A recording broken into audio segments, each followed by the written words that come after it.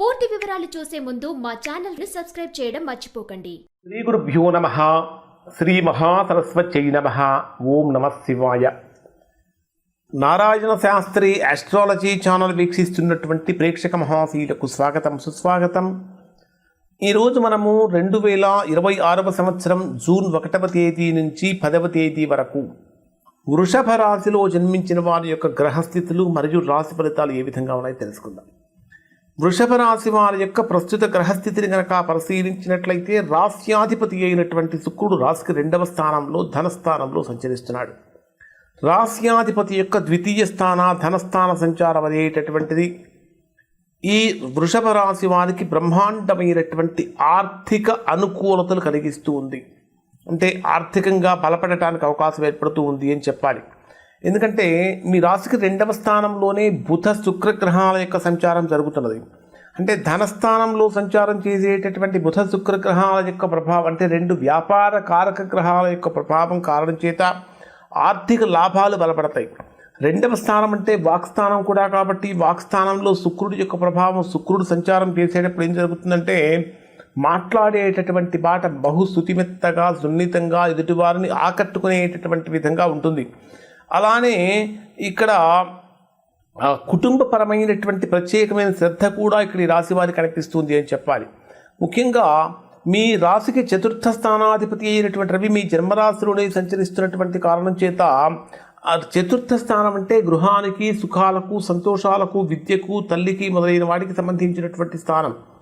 ఈ 4థ స్థానాధిపతి అయినటువంటి రవి మీ జన్మరాశిలోనే సంచరిస్తున్నటువంటి కారణం చేత ఎవరికైతే నూతన గృహయోగం కోసం చాలా గట్టిగా ప్రయత్నిస్తూ ఉన్నారో, స్థిరాస్తుల కొనుగోలు కోసం గట్టిగా ప్రయత్నిస్తూ ఉన్నారో, అటువంటి వారు ఈ 10 రోజులలో కనుక మీ ప్రయత్నం చేసినట్లయితే ఖచ్చితంగా శీఘ్రమైనటువంటి ఫలితం కలగటానికి అవకాశం ఏర్పడుతుంది అని చెప్పాలి.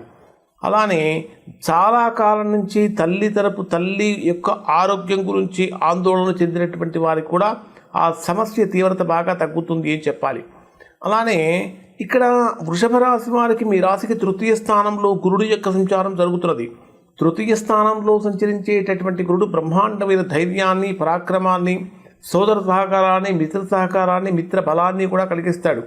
అంటే 3య స్థానంలో గురుడు కనుక సంచరిస్తూ ఉంటే మీరు ధర్మ మార్గంలో చేసేటటువంటి ప్రతి పనికి కూడా అనేక మంది నుంచి చక్కగా సహాయ సహకారం అందుతూ ఉంటాయి అని చెప్పాలి.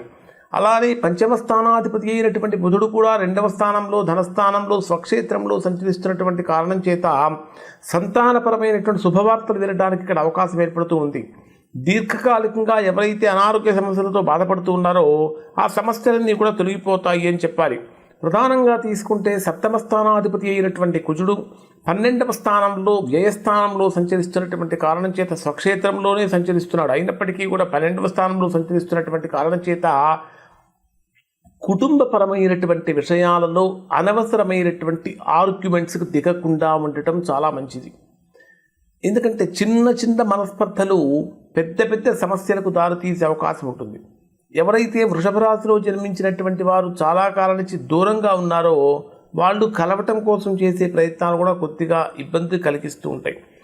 ఆల్రెడీ చిన్న సమస్యలతో ఉన్నటువంటి వారు ఆ సమస్యలు పెద్దవి కాకుండా చూసుకుంటూ ఉండాలి. ఇంకొకటి ఏమిటంటే ఇక్కడ 10వ స్థానాధిపతి అయినటువంటి శని లాభస్థానంలో ఉన్నటువంటి కారణం చేత చేసేటటువంటి వృత్తి, ఉద్యోగ, వ్యాపారాల పరంగా బ్రహ్మాండమైన ఫలితాన్ని పొందుతారు. కానీ 10వ స్థానంలో రాహు యొక్క ప్రభావము, 10వ స్థానాధిపతి అయినటువంటి శని లాభస్థానంలో సంచారం చేయటం వలన ఇక్కడ వృషభ రాశి వారికి ఎవరైతే విదేశీ యోగం కోసం ప్రయత్నిస్తున్నారో అటువంటి వారికి విదేశీ యోగం కలుగుతుంది అని చెప్పాలి. దాంతోపాటు మరొక ప్రధానమైనటువంటి విషయం ఏమిటంటే ఉద్యోగపరమైనటువంటి ఒత్తిడి విపరీతంగా పెరుగుతూ, అంటే ఆ పొమ్మనలేక పొగబెట్టేటటువంటి విధంగా ఉద్యోగంలో నుంచి బయటికి రావాల్సినటువంటి పరిస్థితులు కూడా కొన్ని క్రియేట్ అయ్యే అవకాశాలు ఇక్కడ ఈ 10 రోజుల్లో కూడా కనిపిస్తూ ఉన్నాయి. మరి డే వైజ్గా పరిశీలిస్తే వృషభ రాశి వారికి ఏ విధంగా ఉంటుందంటే 1వ తేదీ ఉదయం నుంచి 1వ తేదీ రాత్రి 7:16 వరకు ఉండేటటువంటి సమయాన్ని కనుక మనం పరిశీలించినట్లయితే ఇది వృషభ రాశి వారికి వివాహ, కుటుంబపరమైనటువంటి విషయాలలో అనుకూలంగా మారుతుంది. వ్యాపారపరమైనటువంటి భాగస్వామ్య చర్చలు ఫలిస్తాయి అని చెప్పాలి. కానీ జీవిత భాగస్వామితో ఆర్గ్యుమెంట్స్ అనేటటువంటివి పెట్టుకోకుండా చూడటం అనేది ఇక్కడ ప్రధానంగా ఈ రాశి వారికి చెప్పదగినటువంటి సూచన. 1వ తేదీ రాత్రి 7:16 నుంచి 4వ తేదీ ఉదయం 7:45 వరకు ఉండేటటువంటి సమయాన్ని పరిశీలిస్తే ఇది వృషభ రాశి వారికి పూర్తిగా ప్రతికూలమైనటువంటి అంశంగా ఉంటుంది. ఎంతటి ప్రతికూలమైన అంశం అంటే ఆర్థికంగా, ఆరోగ్యపరంగా, రకరకాలైనటువంటి కుటుంబ పరంగా మానసికమైనటువంటి ఒత్తిడి పెరుగుతూ ఉంటుంది. ఖర్చుల యొక్క తీవ్రత పెరుగుతూ ఉంటుంది. ప్రయాణాలు చేసేటప్పుడు ఇబ్బందులు కలుగుతూ ఉంటాయి. అనవసరమైన ఆర్గ్యుమెంట్స్ తోటి మాట పెరిగి సమస్యలు కలిగే అవకాశాలు ఉంటాయి. చేసేటటువంటి ప్రతి పని కూడా శ్రద్ధగా, జాగ్రత్తగా చేయాలి. ముఖ్యమైనటువంటి అగ్రిమెంట్స్ కానీ అట్లాంటివి ఏమైనా ఉంటే వాటిని వాయిదా వేసుకోవటం కూడా చాలా మంచిది.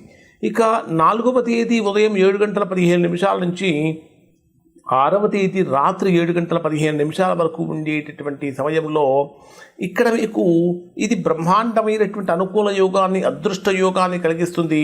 గతంలో నిలిచిపోయిన పనులు ఏవైతే ఉంటాయో అవన్నీ ముందుకు వెళ్తూ ఉంటాయి. లవ్ మ్యారేజ్ చేసుకోవాలనుకునేటటువంటి వారికి ప్రేమ సఫలమవటానికి అవకాశం ఉంటుంది. పెద్దవాళ్ళ నుంచి సంపూర్ణమైన సహాయ సహకారాలతో పాటు యాక్సెప్టెన్స్ కూడా వస్తుంది అని చెప్పాలి. ఇది ఒక రకంగా చెప్పాలంటే బ్రహ్మాండమైనటువంటి అనుకూలత. ఇన్వెస్ట్మెంట్స్ చేసేటటువంటి వారికి ఖచ్చితంగా డ్యామ్ షూర్గా లాభాలు రావడానికి కూడా అవకాశం అనేది కలుగుతుంది అని చెప్పాలి.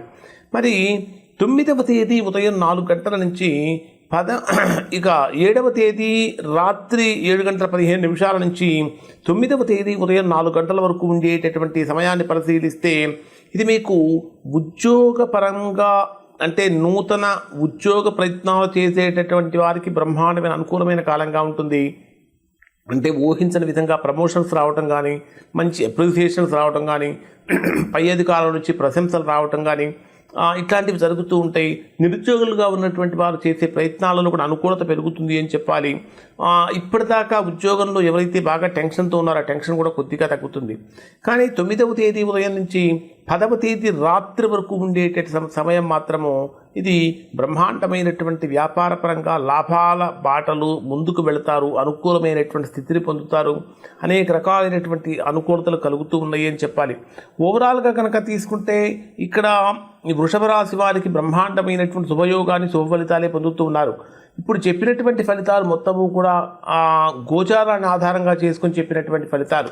ఎవరైతే ఇప్పుడు చెప్పినటువంటి గొప్ప ఫలితాలు పొందలేక ఇంకా ప్రతికూలతలతో బాధపడుతూ ఇబ్బంది పడుతూ ఉన్నారో అటువంటి వారు ఒక్కసారి మీరు మీ యొక్క వ్యక్తిగత జాతకాన్ని విశ్లేషణ చేయించుకొని దోషం ఎక్కడుందో తెలుసుకొని దోష నివారణ కనుక చేయించుకుంటే చక్కగా సత్ఫలితాన్ని పొందుతారు. ఖచ్చితంగా కొన్ని పరిహారాలు చేసుకోవటం చాలా మంచిది. 1వ తేదీ ఉదయం నుంచి 1వ తేదీ సాయంత్రం వరకు జరుగుతున్నటువంటి టైం అంత ఫేవరబుల్ కాదు. 4వ తేదీ ఉదయం వరకు కూడా ఎక్సలెంట్ టైం కాదు. కాబట్టి ఈ 3 రోజులు ఖచ్చితంగా మీరు శివనామ స్మరణ చేయటం, శివుడికి అభిషేకం చేయించుకోవటం వల్ల మంచి ఫలితాలు పొందుతారు. ఇవి వృషభ రాశి వారి యొక్క ఫలితాలు. శుభం.